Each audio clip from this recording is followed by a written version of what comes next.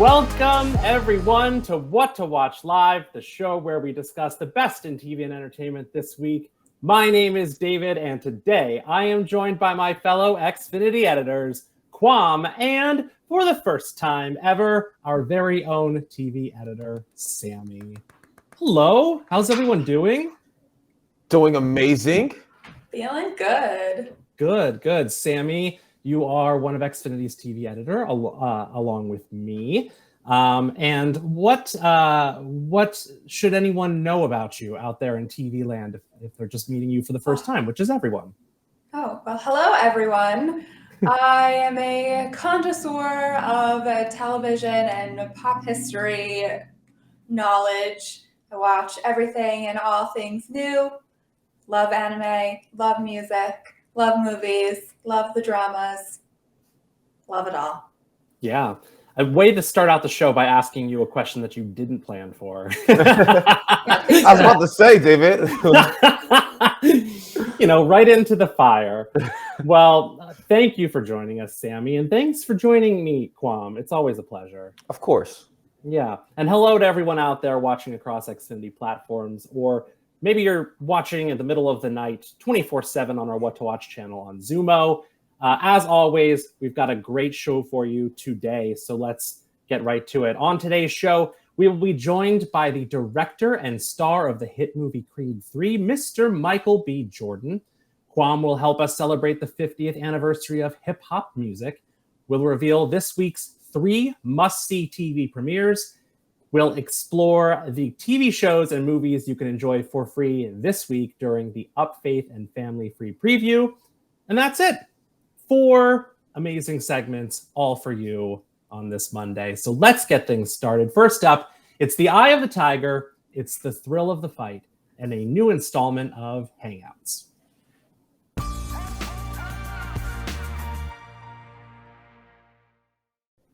The third installment of the Rocky series spin-off Creed set a franchise record when it opened in theaters at #1 last month, and now Creed 3 is available to rent or own on Xfinity platforms. Our very own Quam recently sat down with the film's director and star Michael B. Jordan for a new episode of Xfinity Hangouts. Quam, tell us more about it. Thank you so much, David. And yes, it was an awesome conversation talking to Michael B. Jordan, or I just call him Mike now. Mikey, we're cool like that. My boy B. And it was an awesome time talking about getting ugly. So let's roll a clip. One and only Adonis Creed, you're the best pound for pound fighter in the world. 3 years ago, it's been a minute since you've been out in these streets. When I walked away from boxing, I walked away with some unfinished business. You see that man right there? Do you remember him? No friends in the industry. I had to draw the line between my brothers and my enemies. A fact. Let us start if we don't want to keep it rap. Yeah, you hit us up and now we owe you something back. Don't let him destroy everything you've built. Everything we've built. Yeah, I had to draw the line between my brothers and my enemies. My brothers and my enemies. My brothers and my enemies. You out there boxing. I need you to start fighting. Movie looks like it's going to be great. I unfortunately haven't seen it yet, but I've been a fan of the past 2 Creeds, and I'm excited to see this new one, man. So Creed 1 was about overcoming and really, being able to prove yourself. Creed 2 was about paternal relationships. What's at the heart of Creed 3? The heart of Creed 3 is forgiveness and redemption, and also being able to look at your past, and overcome challenges and obstacles that you have in your life in order to move forward and become a better version of yourself. Yeah, man. So I think at the core, it's a little bit of that. I do love Michael B. Jordan, and I think I love him most of all for a recent clip. I don't know if you saw it, but he was on a red carpet, and someone who knew him in high school was the interviewer, and she used to call him corny in high school, and he did not let her get away with that. Like sort of a look at me now. Yeah, you used to call me corny, and now you're here asking for questions. That's like everyone's dream, right? Oh, yeah. Like you got a little pushed around in high school, and now you're on the red carpet, and they're on the other side. Like, what a moment. I was so happy for him. I think everyone should be happy for someone like that. It's like, okay, I finally get my comeuppance. I was down and y'all didn't want me. and now I'm up, and now y'all are on me. I'm pretty sure that's a song. Or you could write that song. I can't take credit for that. Sammy, are you a fan of the Creed or Rocky movies? I am embarrassed to say I've never seen not one Rocky or Creed film. However, I'm a big fan of Michael B. Jordan. Yeah, love him and very excited. If I were to see any of them, it probably would be Creed 3.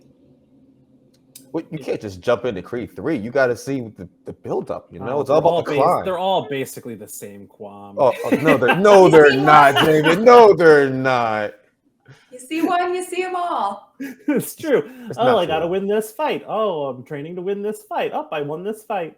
No, see, you weren't listening to my question, were you? Clearly, there's something at the heart of the film, and it's not the eye of the tiger. It's, themes and stuff. We don't watch movies for the end destination. We watch for the journey. Well, I will say, I think this was Michael B. Jordan's directorial debut, I think. It was. And it's very well directed. So I think we're going to see a lot more of him behind the cameras because, obviously he needs to save some pretty for everyone else in Hollywood. Like, can't always be between you and Quam, you and Michael B. Jordan. Save some good looks for the rest of us. I cannot compete. Have you seen his Calvin Klein ads? Ridiculous. I'm like, that's not me. I'm not him. I'm him. I'm not him. Well, you can check out Quam's full interview with Michael B. Jordan by saying Hangouts into your voice remote and watch all of the Creed movies or the Rocky movies simply by saying Creed. Next up, it's the hip hop, the hippie to the hip hoppy you don't stop in the latest edition of, I knew I'd mess it up, What to Watch This Week.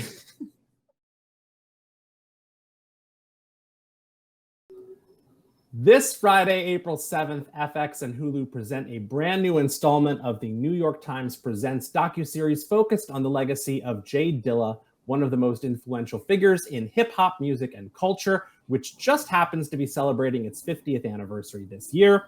Back again to tell us more about this series and the ways you can celebrate hip-hop on Xfinity platforms is our very own music editor, Quam. Thank you, David. And yes, it is hip-hop's 50th anniversary. It's honestly insane just how far the genre has come in such a short amount of time. I mean, hip-hop has dominated the airways and now the streaming platforms.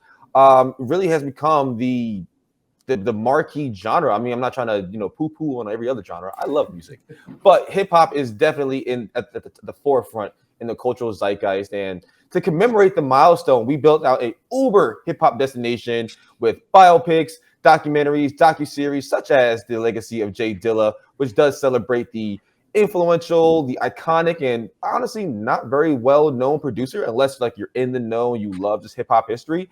But if you want to see more, there's also looking at the queens of hip-hop, the best albums. I rank the top albums. Please, no one come for my list. This is my personal list, but I am dripping in objectivity, so I'm not wrong, of course.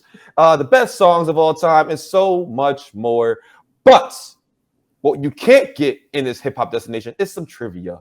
And that's what I have for my co-host today. David, Sammy, are you ready to learn about hip-hop? It's definitely going to be an education because I'm not going to get any of these correct. Oh, I don't think you will either. But I have faith in Sammy. So let's show up the first question of hip-hop's trivia. Which New York borough is credited for being the birthplace of hip-hop? Sammy, I will toss it to you first for your answer.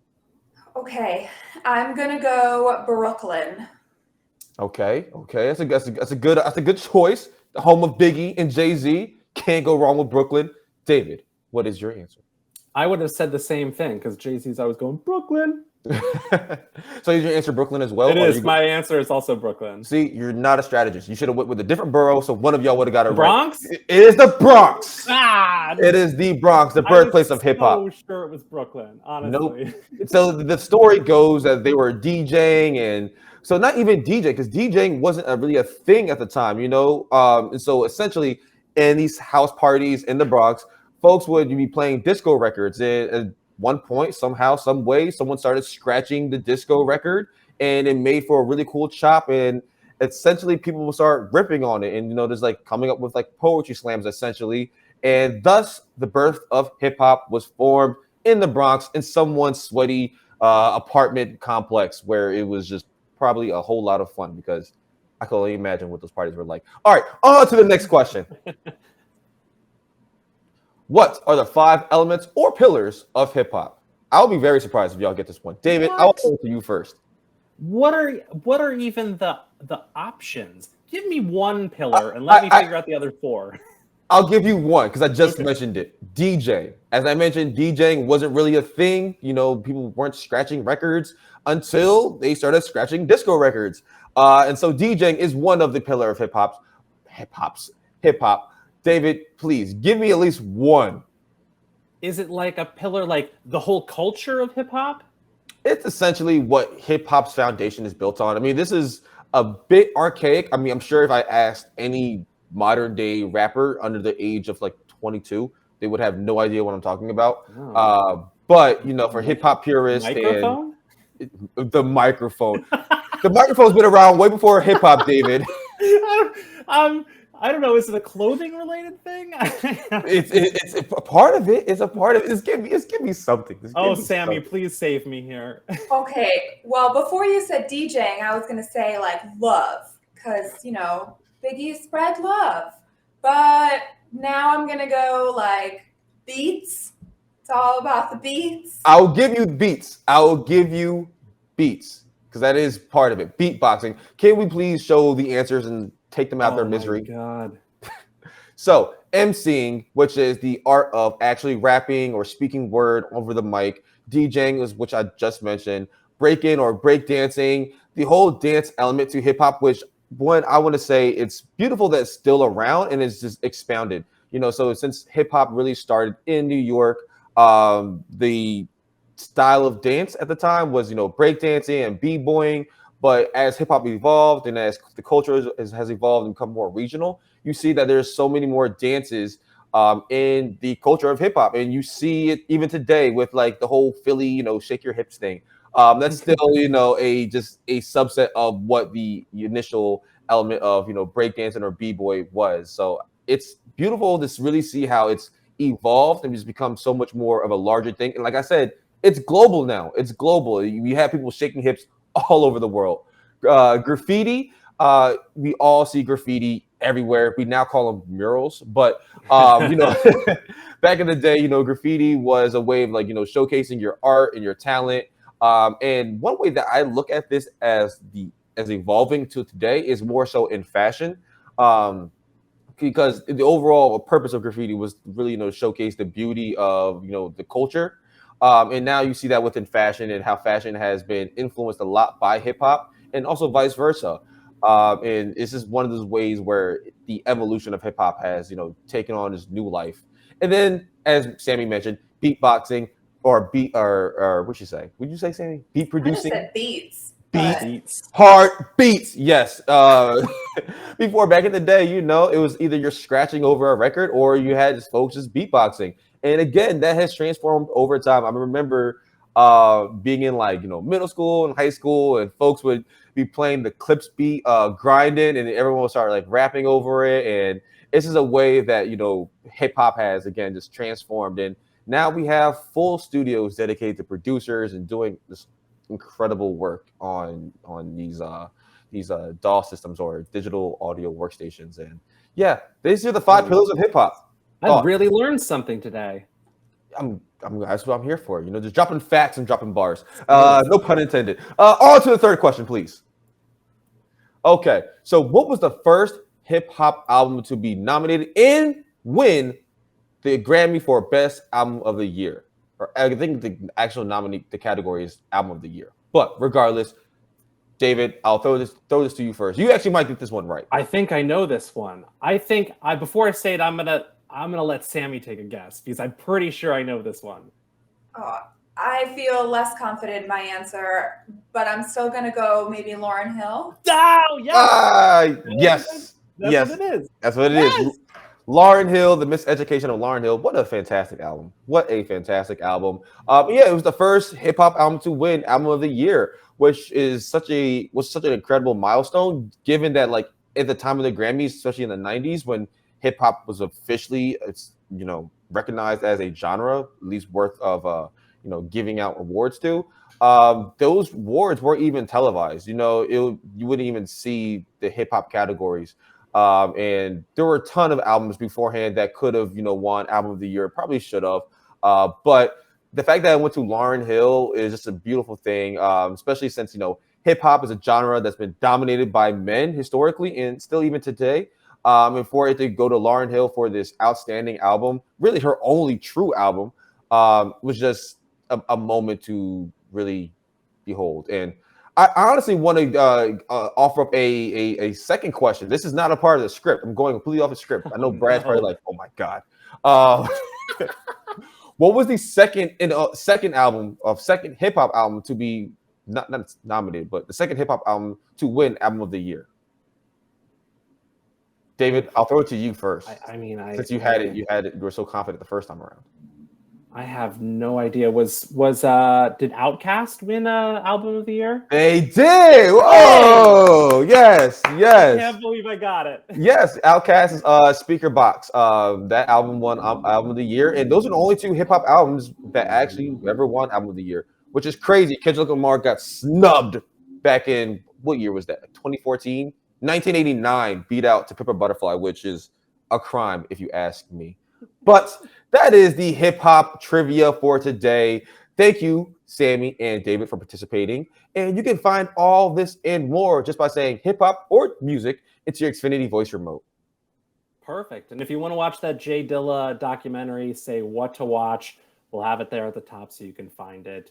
And that'll do it. Thanks, Kwam. That was really very entertaining and informative. I try. Next up, let's schedule some time on your couch in a brand new segment called Appointment TV.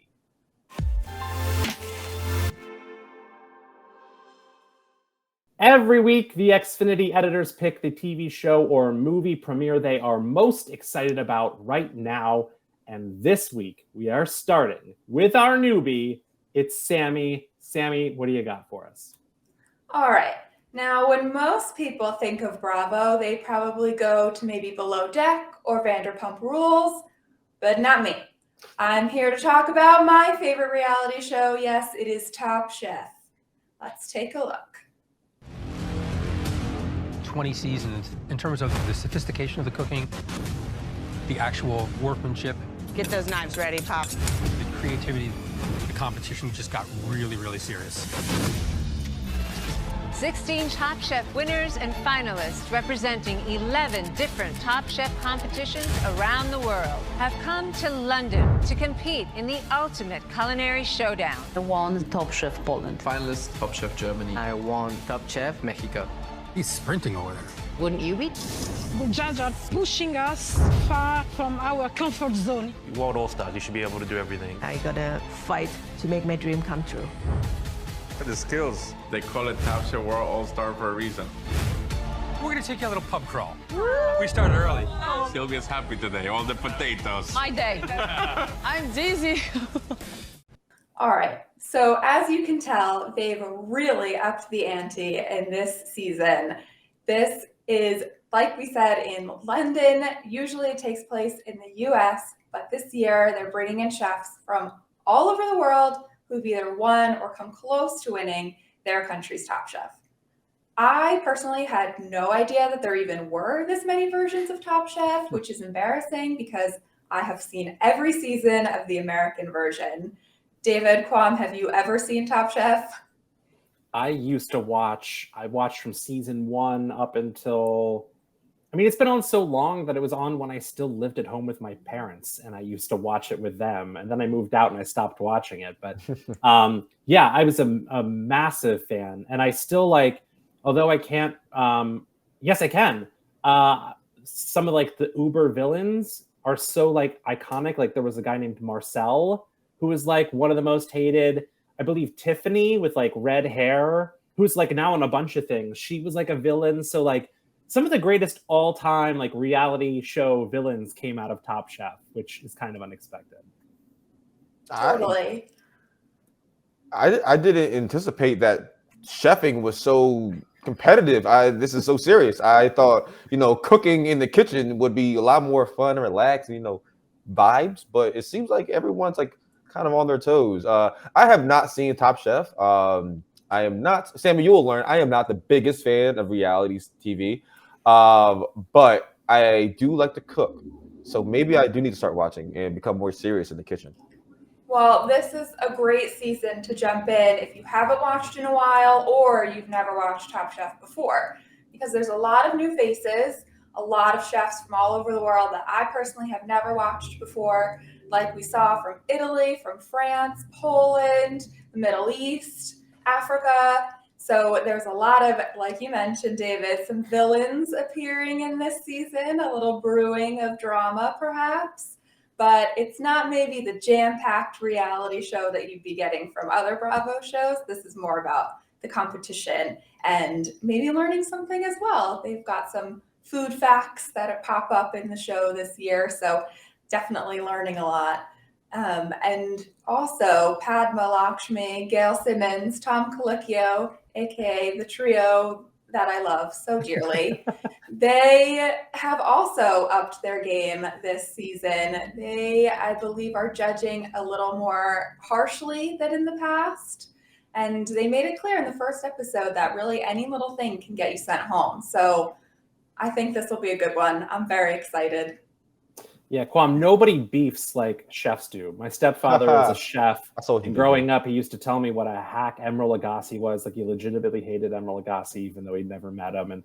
And he like used to beef with other local chefs in Lancaster, Pennsylvania. Like, beef pun was not intended.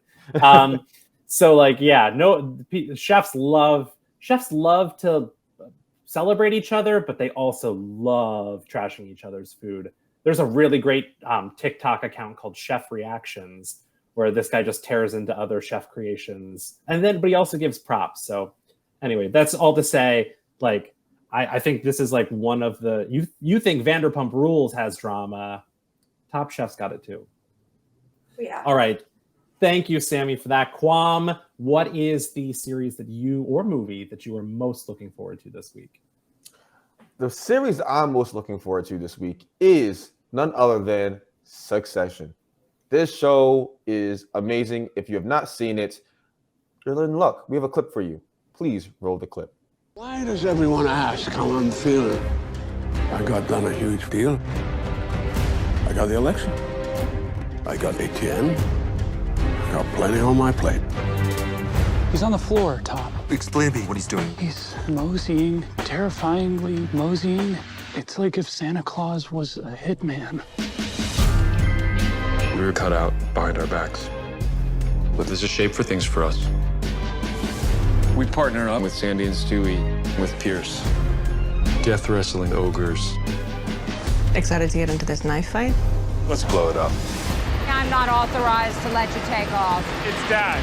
You know, in Buddhism, sometimes your greatest tormentor can also be your most perceptive teacher. Hey, Buddha, nice Tom Fords.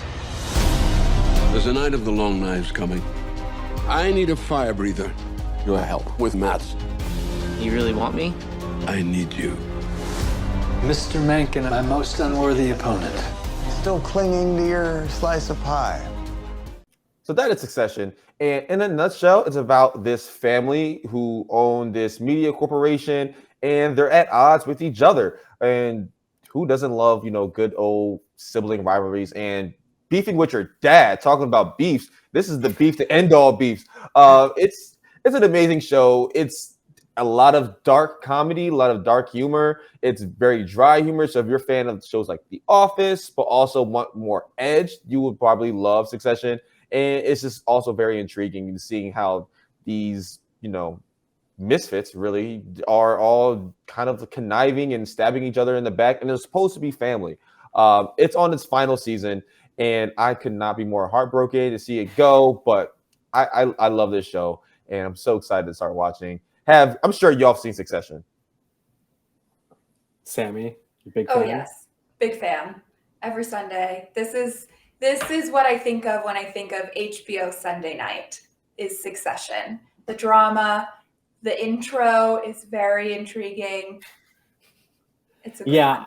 I love this series, and the writing is so good. I mean, the fact that you can sit and watch a trailer and like laugh 5 times at a line from somebody is just, I mean, that's the mark of some quality. And like sometimes you're like, did I see all the best lines in the trailer? No, you didn't. I was thinking actually yesterday about Brian Cox, because he is so intimidating in this show, but then I was also thinking he was in Super Troopers. Like he was in X-Men. Like he's a Talk dude about who like clearly has like a sense of humor, and is willing to like do all kinds of genre films and such. But I think this is the most Brian Cox he's ever been. I mean, I think you hit the nail right on the head, David. I mean, he plays Logan Roy, and he's just so intimidating, you know. And he's not really doing like anything that's like super intimidating. It's just his presence that really makes you feel like, oh man, this guy, he's not effing around here to use his language. You know, he's a serious dude. I love Cousin Greg, and I think, David, you coined me the Cousin Greg of The Office, which I wear as a badge of honor. I love him because he's like the outsider who's not really a part of this family, but had to work his way up to become recognized as a key player in the family. And same for Tom. You know, Tom, he always was getting like, you know, poo-pooed on, and he's finally getting his comeuppance. He's like, yes, I am not the butt of everyone's joke. I'm not the punching bag. No, I am Tom. Respect me. Give me my respect. I think something that this show does that the Marvelous Mrs. Maisel also does really well, aside from it's inclusive of the writing, is that every character feels fleshed out and feels important and interesting. And like you watch Maisel, and it's about Midge Maisel, but like Tony Shalhoub's character and Maren Hinkel's character are great. And then you have like Zachary Levi comes in for like an arc, and you're like, oh, like I really like him too. And like Midge's ex is really great. And on and on and on. All these secondary characters are just as fascinating as the main characters you're watching. And like even Connor, who's all the way in the back of that poster there, is still like every moment he's on screen, you're just like, what a little weaselly worm, but you just want to see more of this dude. Yeah, it's a great show, and it's a great show. If you have not watched it, please do yourself a service and go start watching Succession before the season 4 finale. David, what is your favorite series or movie? Well, the show I'm most excited about this week is the Showtime, maybe supernatural thriller series, Yellow Jackets, which just returned for a second season on March 26th. Let's take a look at a clip. Listen to my voice and watch the light. Allow yourself to go back, no matter how difficult it gets. What do you see? Darkness. We brought it back with us. It's happening again, isn't it? We can feel it. We weren't alone out there.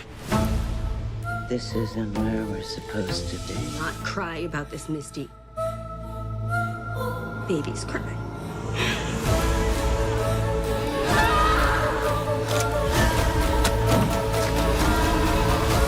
Kidnapping, cults, death. Your friendships are a little more complicated than most. It's so good. If you are unfamiliar with the series, Yellow Jackets follows a team of high school soccer players who are stranded deep in the Canadian wilderness after their plane crashes on their way to a tournament in Seattle. The show jumps back and forth between 1996, where the students fight for their survival against the elements and each other, and present day, where we see which passengers survived and get a glimpse into the physical and mental tolls this tragedy has taken on them. If you love a thriller, if you love horror, if you love a mystery, you will love this show. And the thing I think I love and also hate about this show most is the way it feeds you just enough answers to keep you invested week after week, but not enough to give away the whole story. And that's kind of maddening. And one of the ways that they achieve that sort of drip of story, that story drip, is by showing you who survived 19 months stranded in the woods, but you don't know how they survived or what kinds of awful things they did to survive. You occasionally know who died, but you don't know how they died or who killed them. And we also haven't even learned the fates, one way or another, of everyone who was on that plane. It's like Lord of the Flies meets Ladybugs meets Now and Then in a very twisted way. The casting for the show is also stellar. Melanie Linsky and Sophie Nélisse play the adult and teenage versions of Shauna. Perfect casting. Tawny Cypress and Jasmine Savoy Brown, who you might know from the most recent Scream movies, play the adult and teenage versions of Thaisa. Perfect casting. Christina Ricci and Sammy Hanratty play the adult and teenage versions of Misty. Perfect casting. And Juliette Lewis and Sophie Thatcher, who you may have seen recently in the Book of Boba Fett, play the adult and teenage versions of Natalie. It's just spectacular. Season 1 ended on a big cliffhanger, so I'm very excited to see where this mystery goes next. Lauren Ambrose and Elijah Wood joined the cast, which you saw there in the trailer. If you haven't watched season 1, do yourself a favor and catch up now. Yellow Jackets airs Sunday nights, 9 p.m. Eastern on Showtime. Sammy, I know you watch it. Tell me why you love this show. I did not watch this when it first premiered in its first season. I was a binge this one in about 36 hours. It was so addicting. David, what you said about this slow drip of information is so true. Every time you find out something more, you think it's going to satisfy you, and then you need to know 100 more things after that, and you just cannot look away. One of my favorite things also, not only the casting, but is the soundtrack. There's some great songs featured in this show. I think in the second season, yes, some great throwbacks. Second season, Florence and the Machine does a cover of I'm Just a Girl. It's fabulous. It's so haunting and creepy and just really sets the tone for the whole show. I'm very into it. Kwame, have you watched? I have not. I have not watched this show, and it's something that I feel like it'll be like right up my alley. So it's surprising that I haven't gotten around to watching it. But I think I will start just given your glowing reviews that you've just given throughout, the show's lifespan. And it sounds like something I would really be interested in. I do have a question though. Is it called Yellow Jackets as a play off of like Lord of the Flies, or is that just like coincidence? I don't know the answer to that though. It's Yellow Jackets because that's the name of the school. That's their team mascot. But that is very astute observation. Well, I have no idea. Yeah, I mean, like, because Lord of the Flies, it was centered around like some young boys, and so the kind of like the parallel to flies would be bees. And there's like the queen bees, so I'm assuming that there's like the queen of the girl group who's kind of like running everything, but then everyone wants to be queen because no one wants to be a servant. So I don't know. That's kind of I look at things like that, and it's like, is this a reference at all? But yeah, I have to watch this show. I love it. You would like it. I love that you've assigned like a whole bunch of context that might not exist, but I love it because it's so accurate. I kind of mentioned that you don't really know if there's something supernatural going on here because they hint at it, but it is yet to be seen if there's like some sort of ghostly force at work in any part of this, or if they're just like losing their minds because they haven't eaten and they're out in the snow in a cabin in the middle of the woods. But yeah, I love this. And if Kwame, I know you watched The Last of Us, Melanie Linsky, who played the leader of Fedra, it was Fedra, yeah. She is also in this, and it's funny because she's like, first of all, she's Australian, so she has an accent, which you would never know by watching her in any of this. And she's the sweetest, nicest person, but she plays all these really awful characters, especially in Yellow Jackets. Well, especially in Last of Us. I mean, maybe that says something about her. You know, she's a secret personality. She did an interview and she's like, I think there's just something in me that just needs to come out. Clearly. Well, you can check out all the shows we just talked about and so much more by saying what to watch into your voice remote. Next up, we're going to tell you about the TV shows and movies you can enjoy for free this week in a segment called Free This Week.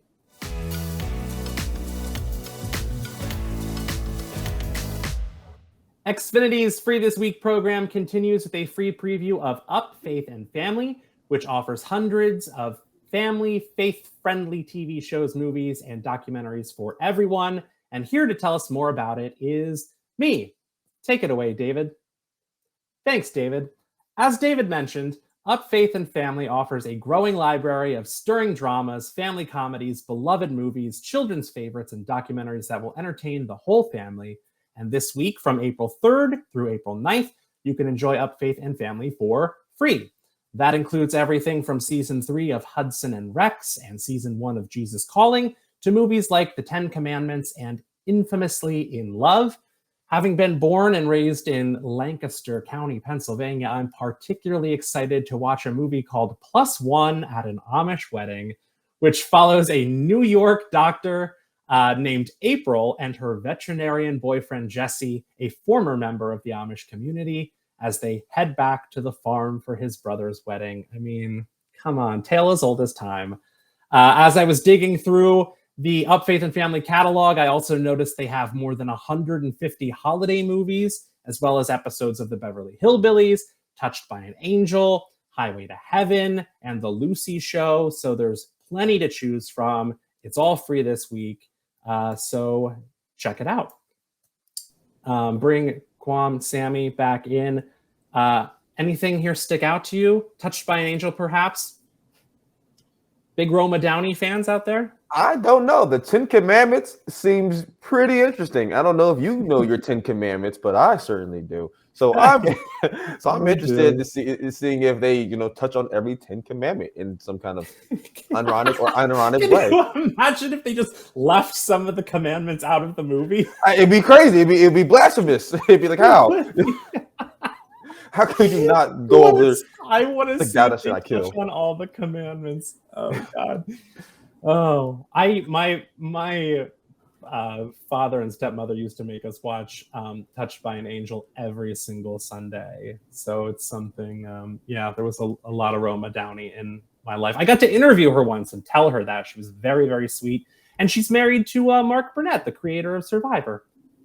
Fun fact. What a pairing. What a pairing. I know. Xfinity's Free This Week program offers a new selection of free content from streaming services and premium networks every week of the year with no strings attached. Just say free or Free This Week into your remote to check it out. And that will do it for today's show. Thank you to my fellow Xfinity editors, Kwam and Sammy, for joining me this week. Sammy, thank you. Congrats on your first show. Here's to many more ahead. Special thanks to the one and only Michael B. Jordan for hanging out with us today. His movie Creed 3 is now available to rent or own with Xfinity. Shout out to our producers, Brad, Aaron, Josh, Adela, and everyone else behind the scenes for making the show run smoothly.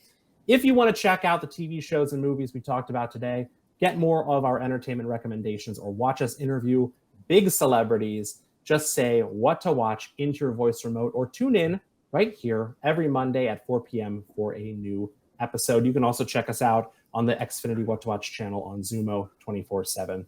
My name is David. Thank you for joining us on What to Watch Live.